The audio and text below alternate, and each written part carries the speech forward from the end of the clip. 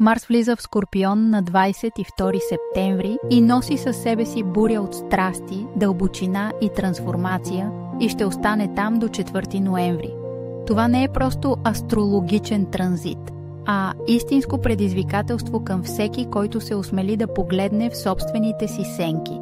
Представи си вулкан под ледена повърхност, отвън хладнокръвие, отвътре разтърсваща лава.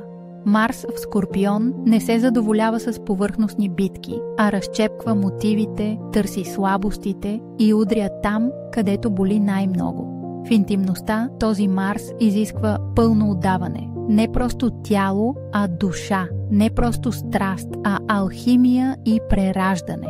Връзките стават поле за експерименти с сила, контрол и удоволствие, а болката се превръща в изход за възкръсване. Периодът е белязан от емоционални крайности, кризи и възможности за истинска промяна. С аспект към Плутон, трусовете са неизбежни в любовта, бизнеса, технологиите. Марс в Скорпион не се страхува от разруха. Той я използва, за да създаде нещо ново. Това е време за смелост, честност и дълбока работа със себе си. Готов ли си да поканиш демоните си на танц и да излезеш прероден? Признателна съм за вниманието ти. Абонаментът ти ще направи нашите срещи още по-специални.